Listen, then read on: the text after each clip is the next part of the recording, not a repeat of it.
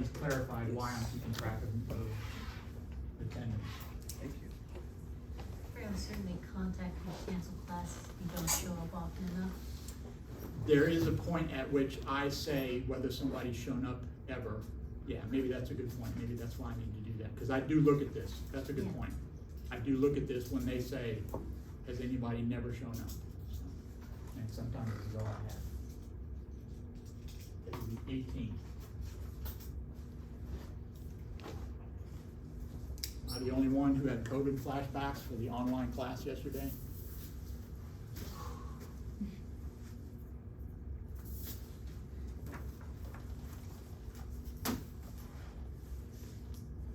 Tell me anything you know about nuclei. They're very small. They're very small. How do you know that? I read it in this book. Okay, so you read They're it? Somebody incredibly wrote it in the small. book. We used to think they were the and- smallest thing, and then someone broke an atom and figured out atoms were made of even smaller things. And we're like, oh, those are the smallest things. Then we broke those again. Right?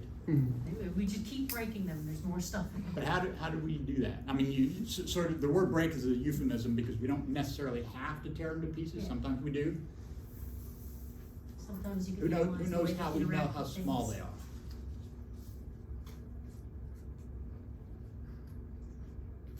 We know, because it's in a book, that they are 10 to the minus 15 meters across, whereas atoms are 10 to the minus 10 meters across. So they would say, oh, that's mostly empty space. That size has to do with the electrons. We're going to talk more about this. That has to do with where the electrons run into each other. Electrons are actually point particles as far as we know, so they have zero volume. This is the size of the nucleus. And I'm not answering the question I asked you, I'm just telling you a bunch of stuff. This question I asked still stands. These are 10 to the minus 15 meters across. That's supposedly the nucleus. And then figuratively we broke it apart and figured out it was made of stuff. It turns out they will say, oh, look at that. Oh my God, most of the atom is empty space, right? This has zero volume. It's out here. All of this volume at 10 to the minus 10 meters is nothing, right? There's nothing in between the electron and the nucleus. So it's mostly empty space. But if you think about it, we'll talk about where this comes from, but when you break it apart figuratively and look at all the individual pieces, this is made out of things that have zero volume. So in fact, it's made out of things that have zero volume. So all of the atom is empty space. It's almost like So the we're all concept empty of space. There isn't anything that fills up space the way we like to think of it. What were you saying? I was gonna say, it's almost like empty space is a concept rather than an actual thing. That's what's there. It's empty space, and there's places It's where not there are empty. things. There's a thing at a certain location, but it doesn't occupy any volume. There's another thing at a certain location, but it doesn't occupy any volume. There's nothing filled up. There's nothing in there that occupies any volume. They interact. The reason we say an atom is 10 to the minus 10 meters across, an angstrom, is because that's when the electrons start to interact with each other. And they either get together and bond, or don't bother. We talked about that you were in 351. No. In 351, I talk about that. We talk about why they bond and don't bond. But it's an interaction between the electrons that happens. That size is an interaction length. It's when they start to notice each other. Same thing's going on here. This is when quarks start to notice each other and behave appropriately, and they either stick together or push each other apart. There's no thing occupying any volume. There are things located in places, but as far as we know, those are all point particles. What we're going to find out is that we don't really know for sure that they're point particles. We just know they're smaller than we can measure. You got a meter stick, right? And you say, oh, that's smaller than the meter. Is it a point particle? No, it's smaller than a meter. And then you mark off centimeters. Oh, it's 12 centimeters across. Now you know how big it is. You say, oh, nope, it's less than a centimeter. And then you mark off millimeters. Oh, less than a millimeter. You mark off micrometers. Yep, it's less than a micrometer. So all we really know is that they're smaller than what we know how to measure. And we'll talk about what sets that scale. But as far as we know, if Luke were here, we'd be talking about strings already, which doesn't answer the question. Because strings are zero-dimensional loops, but if they exist. Y'all believe in electrons? You believe in strings, right? And there's not really any good reason to believe in strings, but there is a good reason to believe in electrons, right? What is it? We've done experiments to knock electrons off and observe what they do when you do that. Something to give to charge with. We do electrons that can be we do experiments that can be understood if there's something called an electron. It's a model, it's a picture. You believe in Australia? Same reason. Exactly the same reason. You have a set of observations that are easily explained by a continent in the South Pacific where people talk funny and the animals have pockets. But that's it. That's the only reason that you believe in Australia. And it's the same reason you believe in life. Okay, so how do we know all that? That's a lot of fun stuff, and I could sit here and recite facts all semester and be the book you already have. Or you can tell me why we know that. How do we know how small atoms are? How do we know how small? Does it have anything to do with Centuries of scattering math interpreting experiments? them. Centuries of math interpreting things and experiments interpreting those numbers, and then Yeah. more experiments. That's true, but it doesn't help, because that you just described virtually everything that we Yeah. know. Scattering Yeah, experiments? we bang stuff. Yeah. How many of you try to figure out how a laptop works by taking cell phones and banging cell phones off the laptop? I mean, I would if I could afford it. That worked, and it would work. That would work. But we got better ways. It's not a great way to figure anything out. Banging things together and watching the pieces fly apart. Yep. Unfortunately, That's what we can do right for now. us, it's all we got. It is literally all we got. Microscopes won't work. There are reasons that They're too small for shining light to work. on a nucleus doesn't work. It'd be great, right? A really, really honking microscope be awesome. Look inside there. Doesn't work. All we got is banging things off other things. So that's where we're going to start. I'm going to talk about scattering and collisions. We're going to talk about a lot of seemingly nothing to do with nuclear stuff. So this kind of thing is how I got my nickname, the one I know about. Where I talk about stuff that doesn't seem relevant, and then right there at the end, it all comes together. So you imagine you got a stationary particle, small, low mass particle, M, and you have a large mass particle. I'm trying to use the same symbols as in my notes. The speed V equals Vx hat. Everybody okay with that x hat unit for notation for a unit vector? If you've seen I hat, that's the same as that. I like this better than the IJK. The IJK is very common for unit vectors, but I would, if it was up to me, we would dispense with that and we'd go straight here, because this gets generalized to spherical and Cartesian, from Cartesian to spherical and polar coordinates. So it's actually. So what is that telling me? It's telling me how fast it's going. That's where the magnitude and the units of the vector are. That tells me the direction of the vector. What's the name for a vector with a little hat on top of Unit. it? It is a unit vector, right? What are the units of a unit vector? It doesn't have any. What is up with that?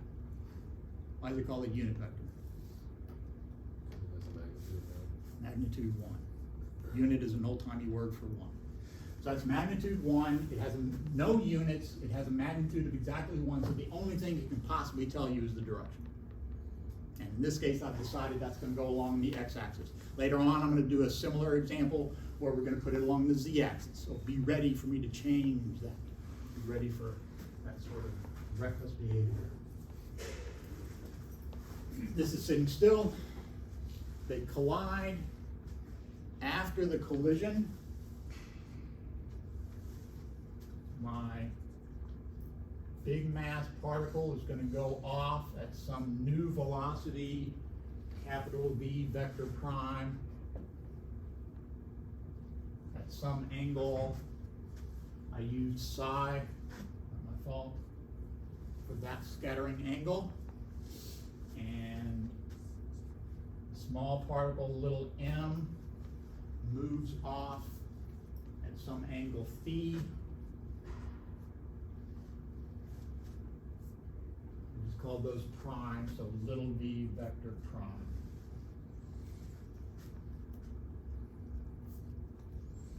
That's the so-called lab frame.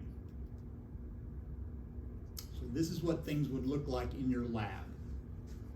You have your target sitting here, sitting still.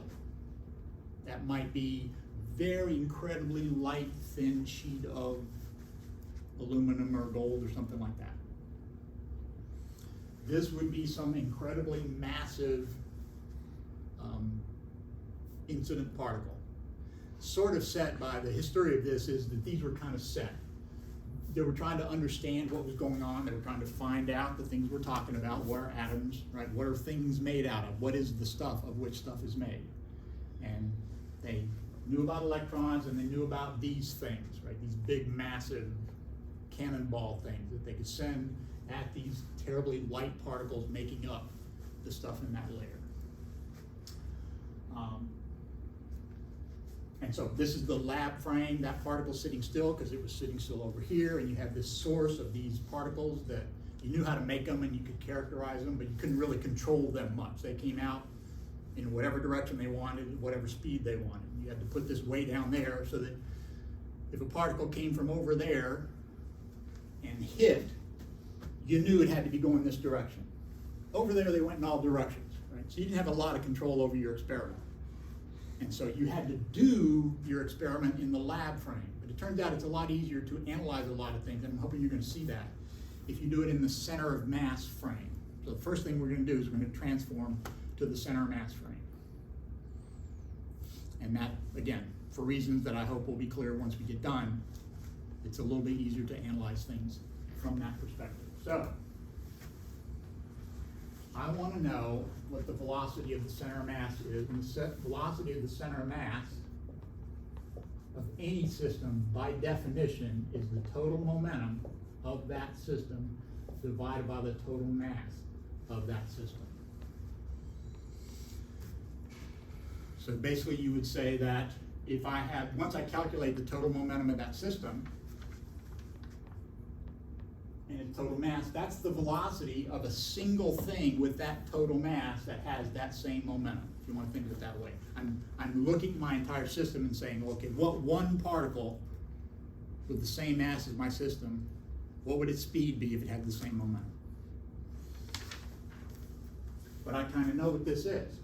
I know what the total momentum of my system is, at least before the collision. What would that be? Big M times capital V. The only thing that's moving.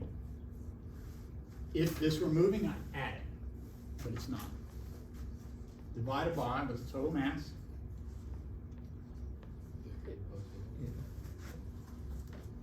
So this one's not so bad, right? If I had Avogadro's number of particles, this would be a lot harder to do. But 2 makes it easier. I'm going to write this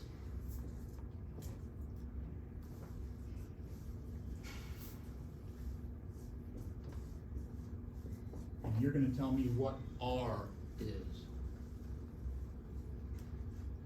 You should look at that and figure out what I did there.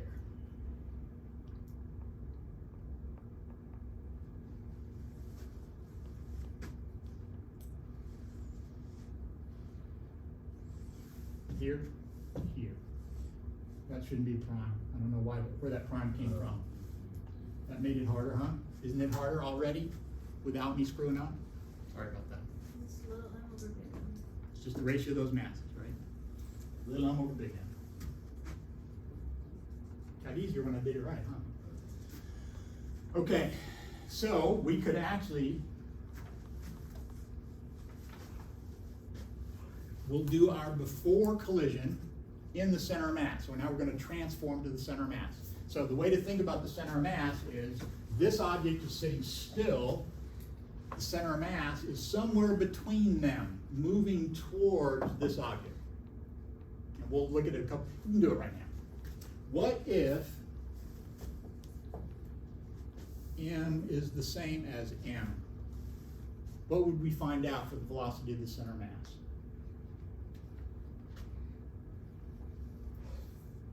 Half the velocity of the big particle.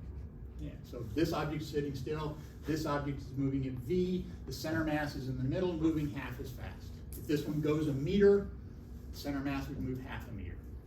So, kind of, it's got a good name, right? It's the location that's weighted, a weighted position somewhere in between them. If the masses are the same, it's right in the middle.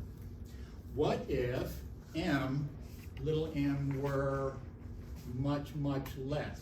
Kind of the way I've drawn it. Little m is really, really small.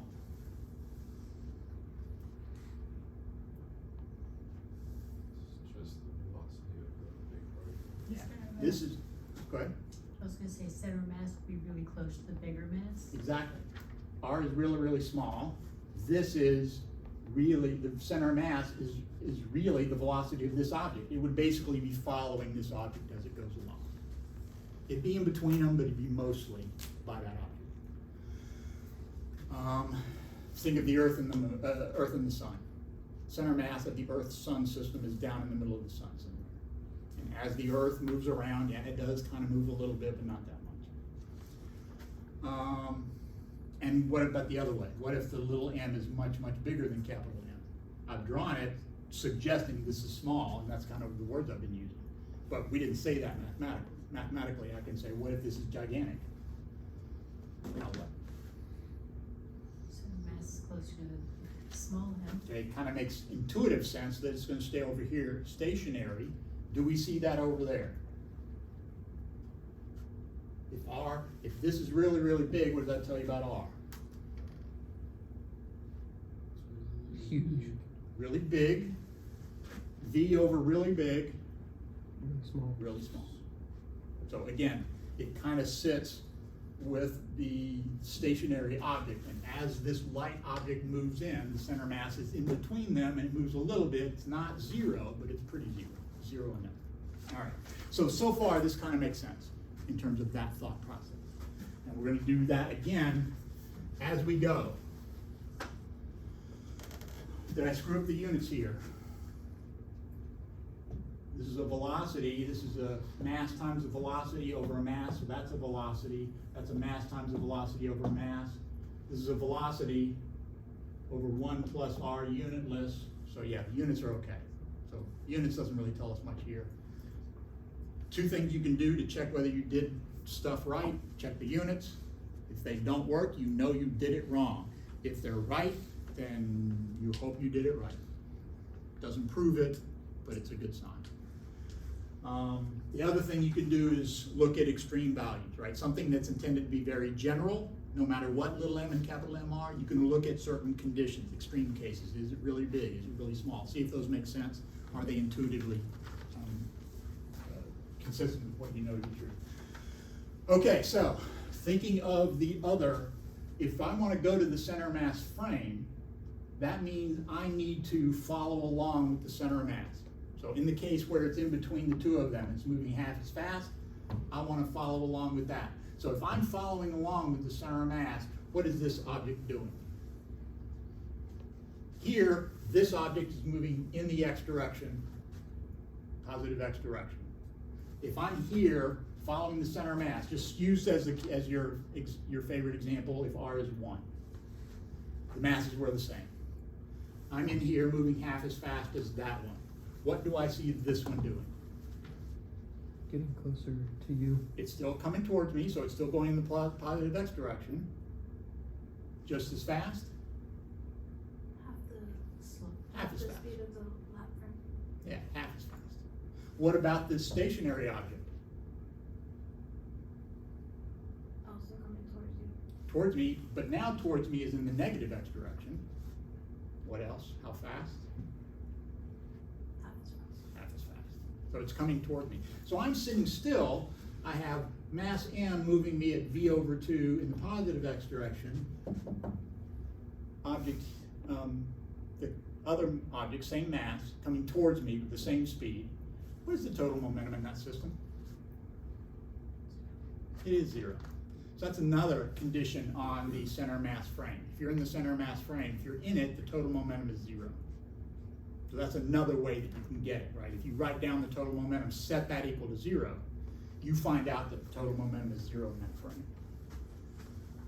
But the way I do that, what you did in your head is you took the actual speed of an object,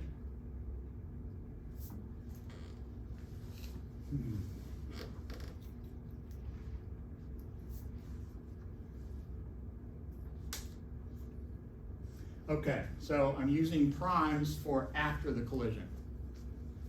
I'm using nothing special for the lab frame before the collision. So I've got to find a way to write before and after the collision in the lab frame. Here's what I decided, and if you got a better idea, I'm all ears.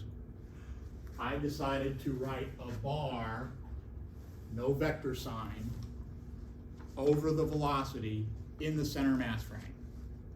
And I'm going to add a prime, that'll be after the collision.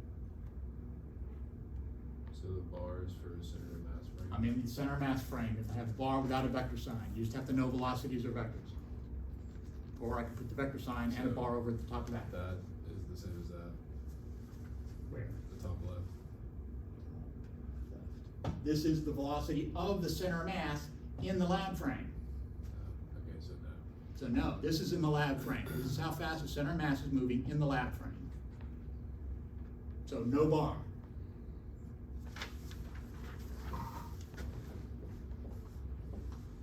No bar with a vector sign, capital V. Tell me what that is. Lab frame, Lab frame, capital velocity M, of capital moving M. particle, moving in. Everybody okay? Minus V vector sign center mass. So I took the velocity of the capital M object, subtracted off the velocity of the center mass, so that is now me as the center mass watching the capital M particle moving along.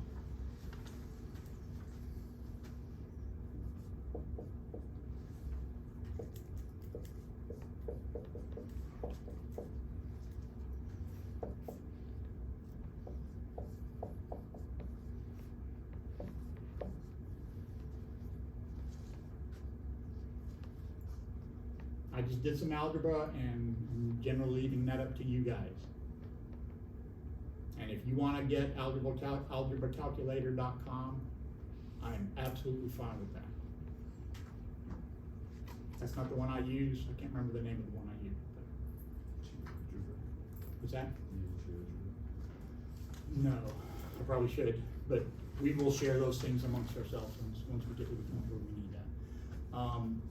I know, the reason I like the one that I use, whose name I don't remember, is because I once had to do a 15th order polynomial over an 11th order polynomial, and it didn't choke. I don't know if it was right, but I don't even care, because it gave me a result. It didn't say, walk away. If I do the same, smaller case v bar instead of a vector sign, do all the same steps, I get minus v vector over 1 plus r. Is this still assuming that big M is equal to M? No, this is completely general. That's why there's an r in there, because r can be anything. And we're gonna do that right now. We're gonna figure out. So if you don't want to spend the time doing that algebra to get there, that's fine, right? Nothing to me. But you should know how to do that. And again, whether you do it old school or you do it using tools, know that this is the job. Know that you will have to do algebra as a practicing physicist. It's the way to get from the experiment just to connect the experiment and the model, right? You talked about doing experiments, and you talked about modeling and doing that iteratively, and that's absolutely true. That's part of it. Algebra, trig, calculations. So, how can we see if we did the algebra right? Well, we could do, one of the things we could do is think about our other cases, right? We kind of know what happens when little m and big M are the same. So how would we tell those two equations that little m and big M are the same? Because this is the velocity of the big M object in the center of frame. This is the velocity of the little m object in the center of frame. But we have a feel for what those ought to be if we knew what r was when little m and capital M are the same. What is little r when capital M and little m are the same? When the two objects have the same mass. It's 1. What do I get over there if I put in r equals 1? Something over 2. Something over 2. 1 over 2 times v, half the speed of that. If the big M object is moving half its original speed in the same direction. What about the little m, originally stationary object? It's the same in the opposite direction. Half as big, but in the opposite direction. Is that what we said before? Yes. I'm sitting in the middle and approaching that one at half the speed. It's coming towards me at v over 2. The other one's still coming in the plus x direction, but at v over 2. So good, so far so good. Let's see, now tell me what happens if r is really, really big. What does it mean for little r to be really, really big? Little m is much bigger than big M. The stationary object is really the dominant particle. What happens over there when r is really, really big? Makes the velocity really small. It makes one of the velocities really small. Which one? Makes the negative v. Does that make sense? R is really, really big. The stationary particle is really, really big. Its center mass velocity is really pretty much 0. It's stationary, it dominates, center mass is stationary. Yes. What about this one, when r is really, really big? About v. Yeah. About the same, right? It's really big over really big plus 1. Yeah, slightly less than v, but essentially the same thing. So if little m is really, really is the dominant mass, then the lab frame is the center mass frame. The center mass velocity and the lab velocities are all the same. And that makes sense. What about the case we actually care about? R is really, really small. In other words, this object is really tiny compared to that one. What do we find out?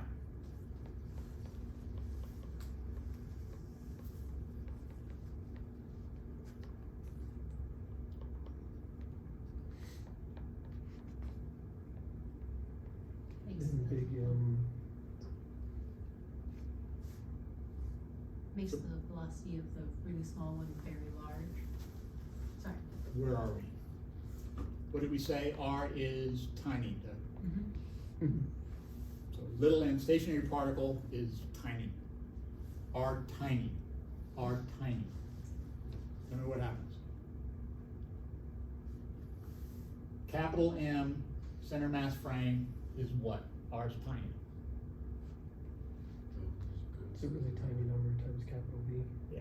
1 plus tiny is 1. Tiny number times v. In the center mass frame, that object is not moving. What about this one? I was moving really fast. Makes it basically Moving velocity. backwards at the speed of the moving particle. In other words, if this is the massive particle, the center of mass is here and stays here. So it's really the same, we just did the same thing twice, just from different perspectives. If this is the massive object, then the center mass is over here, and this object is coming at it at V. This object is sitting still, because it's in the center mass frame. It is dominant, the dominant mass.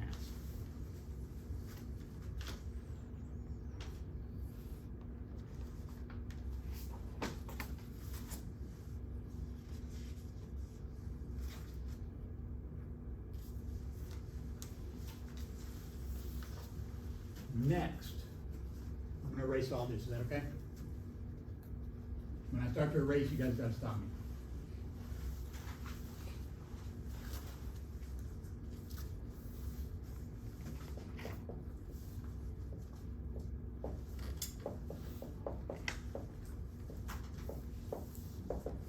What did I just calculate? Kinetic energy.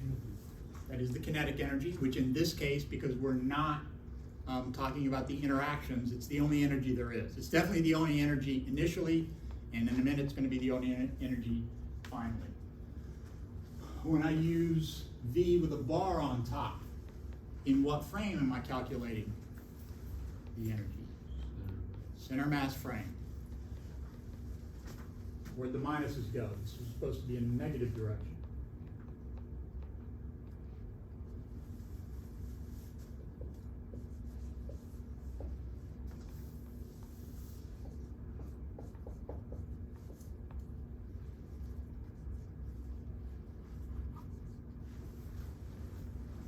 What is that capital V without the bar? Velocity of the larger object in the lab frame. And it's the only moving object, right? So 1/2 capital M V squared is the total kinetic energy in the lab frame, right? When I transform to the center mass frame, I get this kinetic energy, which I claim is equal to this. You guys should fill that in if you want. It's just algebra, but it's not trivial, but as these go, it's only a couple of lines. So if that's easy, it shouldn't take long. And if it's really hard for you, then that's something you need to work on. So find a way to get that done, whether it's GeoGebra or whatever, whichever one you use.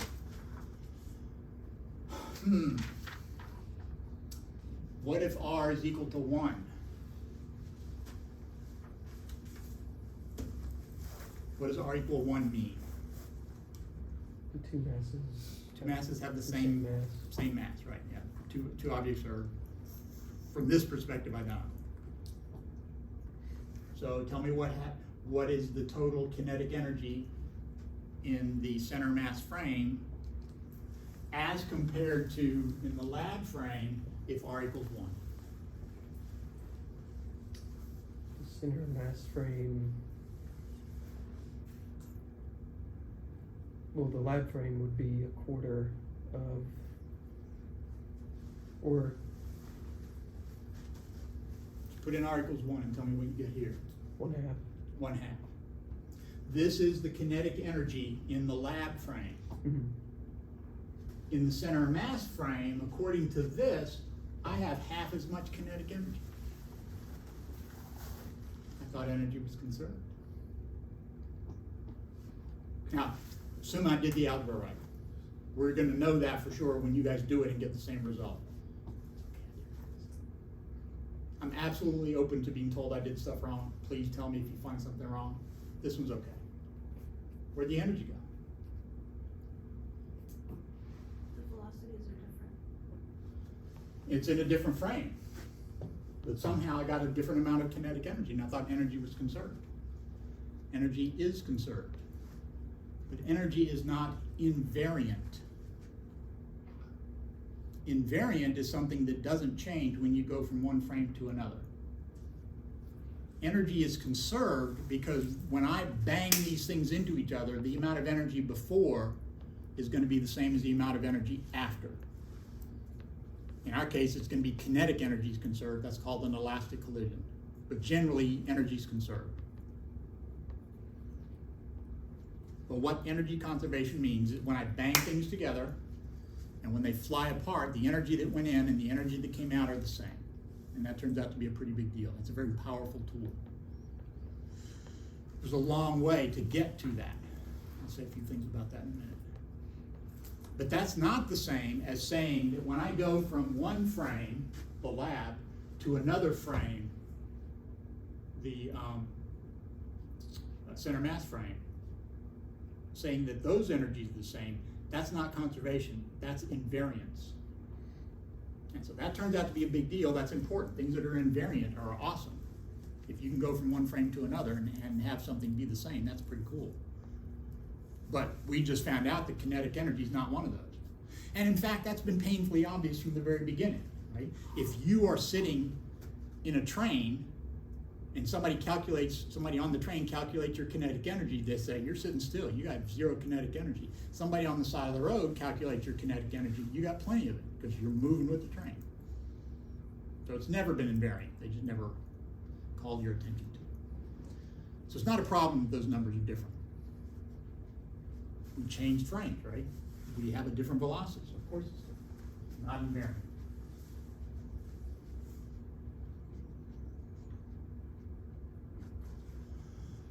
After they collide,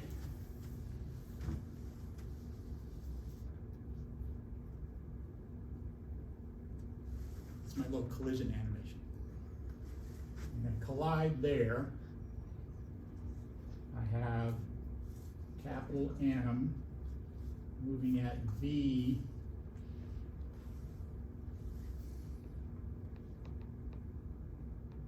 I used a star.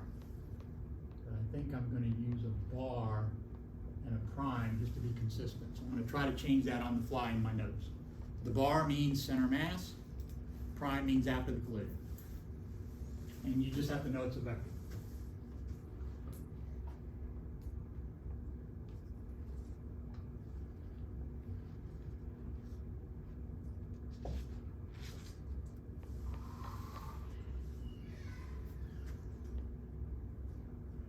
That's the original direction, that's x hat. This is angle theta. This is angle pi minus theta.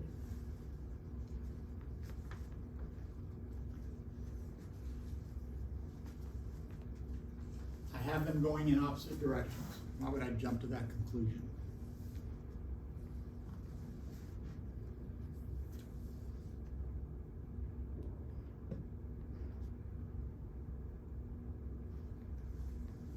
Because you have to have momentum conserved. Momentum, we're going to conserve momentum. We need to talk a little bit about why we're getting that, but we are going to start with that. So that's something we're going to hold close to our bosom.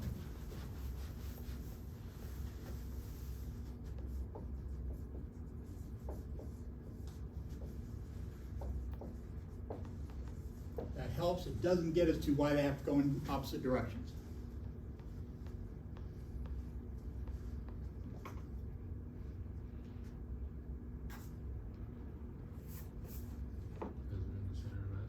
We are in the center mass frame. So what does that tell us about total P?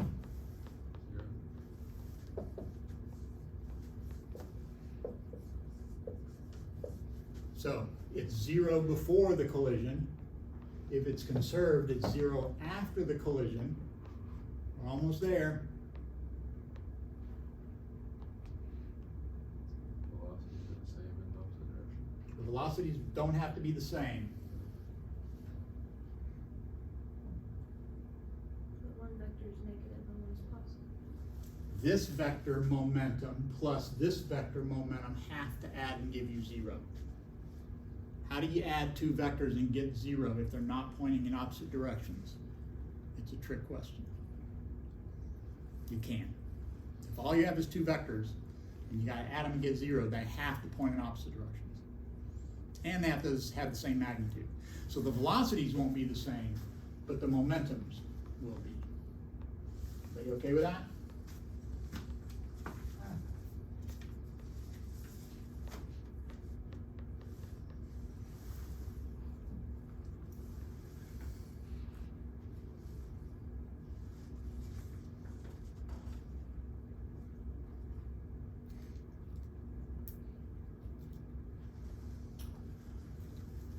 We know that mv bar prime is the same as little m little v bar prime. That tells me that v bar prime equals r little v bar prime. So center mass after the collision. This tells me that they have to point in opposite directions and they have to have the same magnitude, and then that is just me dividing by capital M and using that same R.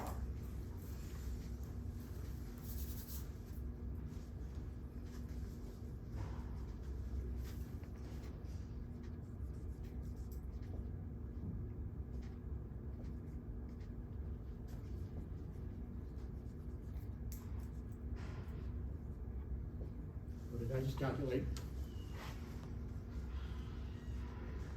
Kinetic energy after the collision. Kinetic energy after the collision In the center of mass in the frame. center mass frame, very good. If you do the algebra, assuming I did it right,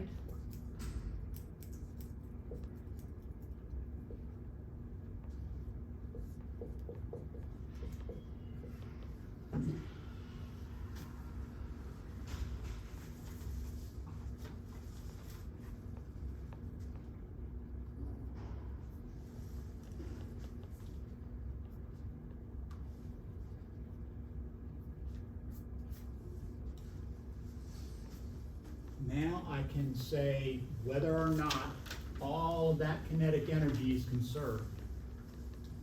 I can say energy is conserved, that doesn't mean kinetic energy is conserved. So some of that energy can show up other places. So you can bang two atoms off of each other, and if they don't change their internal state, they'll come off with the same total kinetic energy, it'll be conserved. But notice that if you bang two atoms off of each other, one of those electrons in that atom can start moving faster and be in a higher, have more energy than it had into the collision. That energy comes from someplace. So you would call that an inelastic collision, because not all the kinetic energy coming out was what you had going in. It's got to be somewhere, but it can be in some place that's not kinetic energy of its constituents. But if I decide that this is going to be an elastic collision,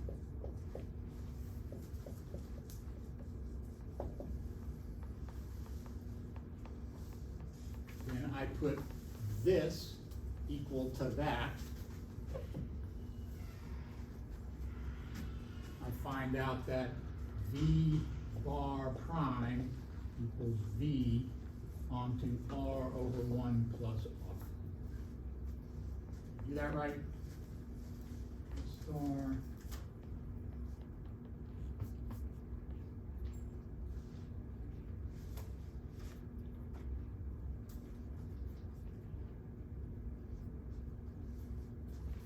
Center mass after the collision. And what was the velocity in the center mass before the collision?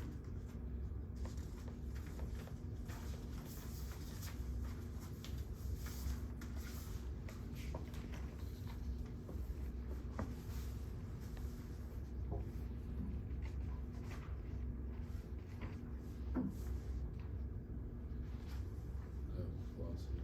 Okay. That's the speed of the capital M particle in the lab frame.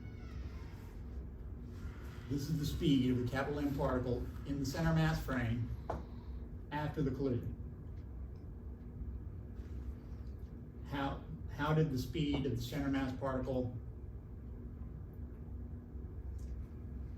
capital M particle in the center mass frame before the collision, what did it look like?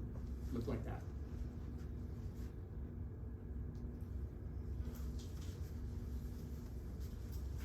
So in the center mass frame, that object has to go at the same speed it did going in. And if you do little v after the collision, in the center mass frame, after the collision, you get capital V, capital M particle, the only moving particle, in the lab frame before the collision, 1 over 1 plus R. Again, same as before.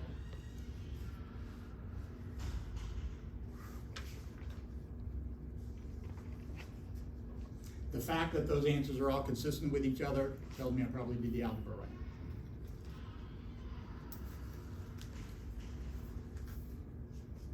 So I'm going to erase all the stuff over here, because we're going to go back to the lab frame. So what did we do? We took our center mass frame with the particles lab frame, where one particle comes in, bangs into this object, and they both go off, and at different angles, right? Theta and psi and phi, and we don't really know what those are.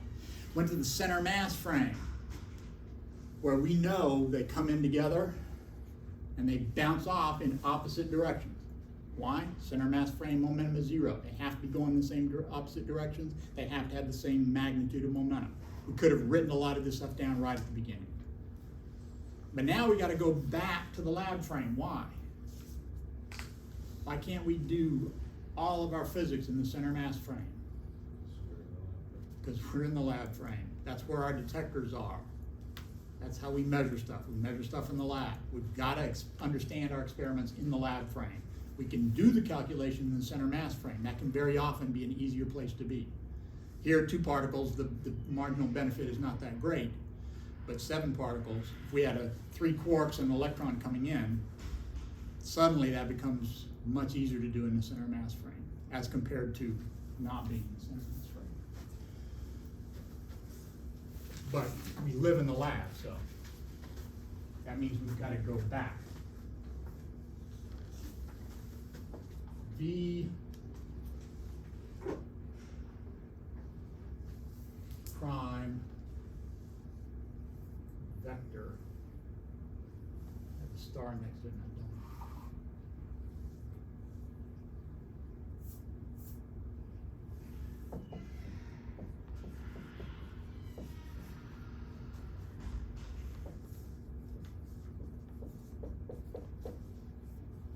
Oh, I know what I'm doing.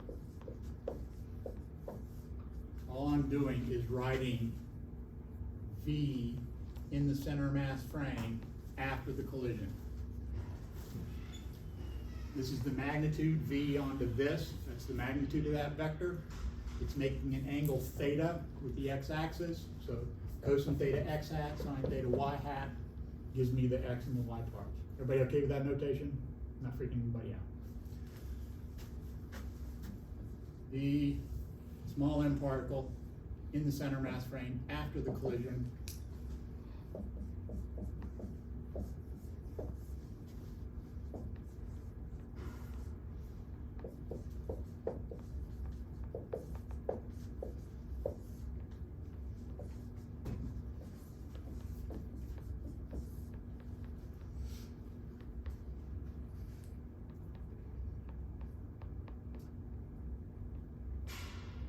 How do I get away with deciding that V prime, the small m particle, has velocities in the negative x and the negative y directions?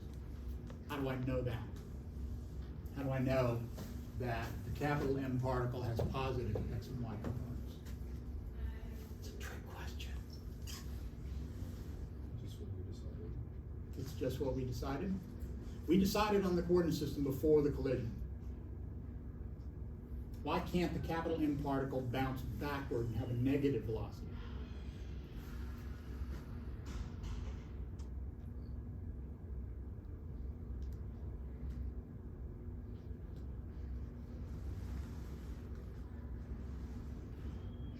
I put a minus sign here to trick you into thinking that this is a negative number. Is negative cosine theta a negative number? Doesn't have to be. Yeah, depends, right? Depends on the brakes. So, depending on where I am, either one of these can bounce back or forward, depending on circumstances. So, the fact that I'm allowing those 2 angles to be from 0 to pi, the way I drew it is what gives you negatives for sines, which normally have positives in the negative 0 to pi range.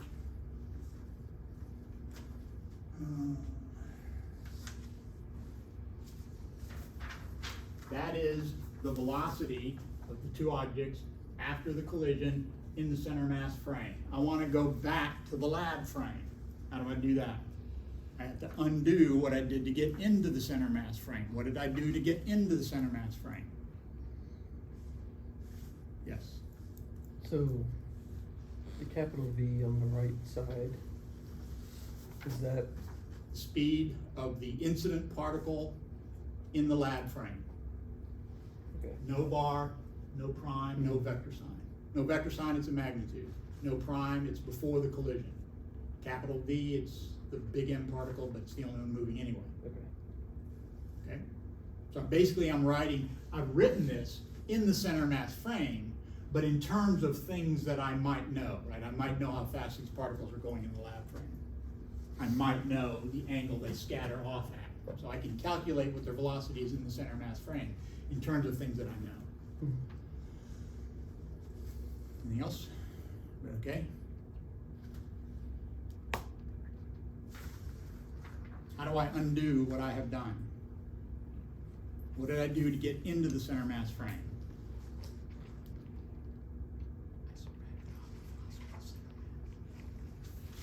Anybody? Anybody? Anybody knows? Anybody know what I did? Say it loud, say it proud. Percent subtracted off the velocity from center. So how do I undo that? Added. Add it back in. When I do that, I'm not going to show you all the algebra, I'm just going to show you what the result is. V, okay, you're done. Ooh, son.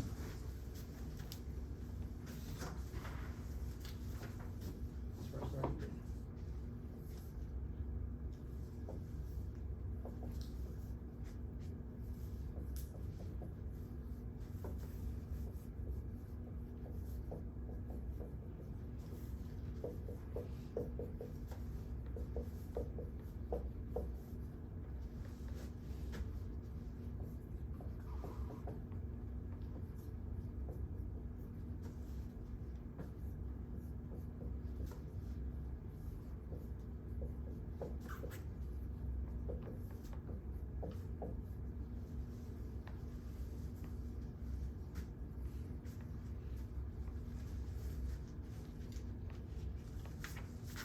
Tell me this.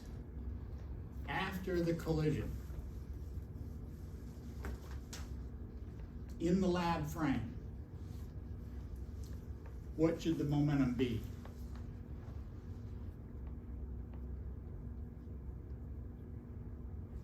Same as the momentum before the collision. Same as before, right? In the lab frame, momentum is conserved. In the center mass frame, momentum is conserved. That means even though the momentum is different between lab frame and momentum frame, before and after the collision, you should get the same result. That's what it means for the energy to be for the momentum to be conserved. So you ought to be able to show that.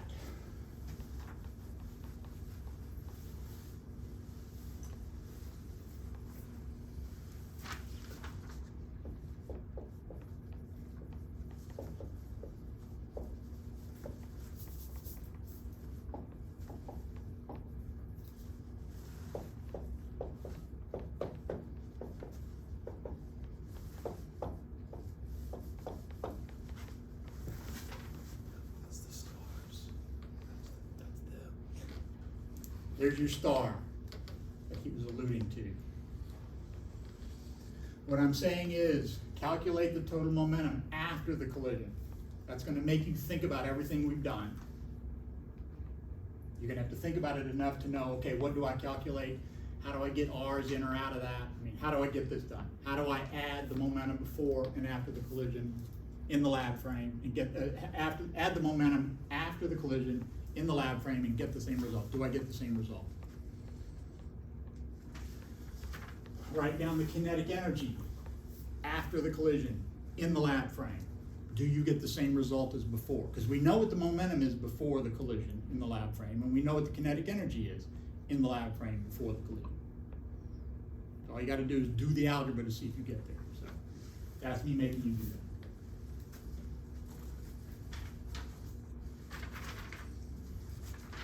Not too bad. From there, here. Now, it's not my first rodeo, but again,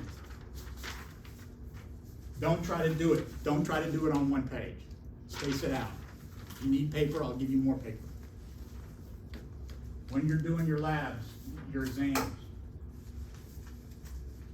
it's not a competition to get it all on one page, right? Space it out. Trust me. If you need paper, I'll give you paper. Do me that solid.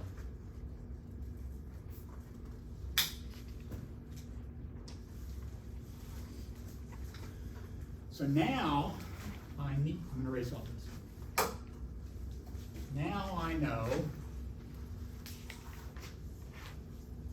that I have an object, capital M, that I sent in,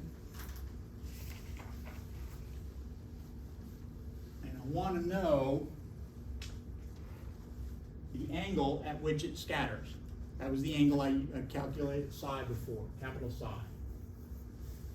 Capital M came in that way, banged off,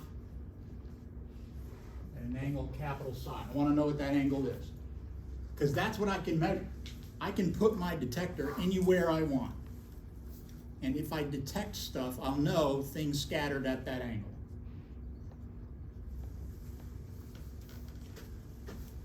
Here's the international symbol for a detector. Why do I not want to put it there? Can anybody think why? Because it's unlikely any of the scattering will go straight forward.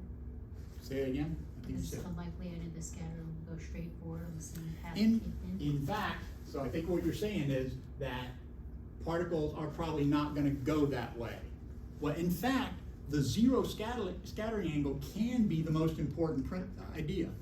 So when I do light scattering to find the molecular weight of molecules and polymers and things like that, in fact, the zero scattering angle is what I want. It tells me the mass of the polymer. So in fact, I want the light that goes straight through and doesn't scatter. So I want to measure that, but I never put my detector there. Why not? It's weird because the zero scattering angle is when capital M interacts with little m and continues on to go straight forward. Well, what else goes straight forward? No. Things that don't scatter. A capital M that completely misses little m also goes forward. And that I don't care about. Those are the things that did not encounter little m. And I don't care about the ones that went straight through. I care about the ones that interacted with m and still went straight through. But I can't tell the difference between the ones that interacted and went straight through, zero scattering angle, and the ones that just didn't scatter. So that's hard to do. I'm not saying nobody does that, because I don't know everything about everything, but in my area, in my business, we can't ever do that, even though that's what we truly care about. So what I gotta do is I gotta move that over there. But depending on where I put this, I can put it wherever I want and measure whatever's scattering. But I need to know this angle in terms of the model I've developed. I've got momentum conservation and kinetic energy conservation, and I can use that to calculate how many particles scatter at psi. And we'll get more serious about that eventually. Tangent of psi is sine of theta, which I don't know what it is, over cosine of theta plus 1 over r. Who knows where I got that from? Looks like a Taylor series. Say it again. Taylor series. It is not a Taylor series. That's a very good guess. It's always a safe guess. No, nothing to do with Taylor.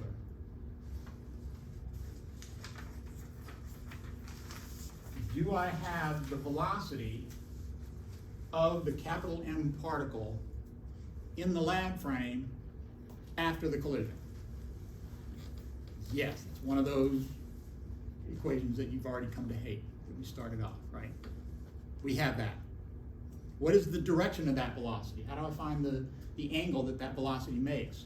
Could I take the y component of the velocity and divide by the x component of the velocity? Yes, I could, and that's what I did. That's where that comes from. And I think we're done now, right? And when I go over like I did today, you gotta stop me. You gotta make me stop. So that's where we are. We are now ready to calculate this, and we're gonna find out that if little m is small and capital M is this big cannonball, it should scatter a very small scattering angle. It should never scatter back. And that's what Rayleigh was so freaked out by. So we'll come back to that. But that's where we're headed. We're going to talk. This is the basic idea of Rayleigh scattering, which is how we know most of the mass of an atom is down in the center. And it's when these cannonballs bounced off this tissue paper. Who's heard the cannonball tissue paper thing? Google it. And we're gonna see why he said that, why he was so freaked out. And why you should do what your thesis advisor says, even if it seems crazy. He told them to look for backscattering, even though there was no reason to believe anything would ever scatter back there. He looked anyway, and there it was. Goodbye. One more big freeze, so be careful, be safe. Then we should be done. I hope. Once it gets warm, my hands will stop falling apart. What's that? So once it gets warm, my hands will stop falling Yeah, apart. yeah. I have some friends in Iowa that had the same issue. And in Iowa, it happens every year, right? It was a constant problem for them, the dryness. Take care. I guess Joe decided he wasn't coming back out? Gets okay. Oh, he was gonna get something, but he wasn't sure. Yeah, like, he's like basketball. Let him forget. Okay.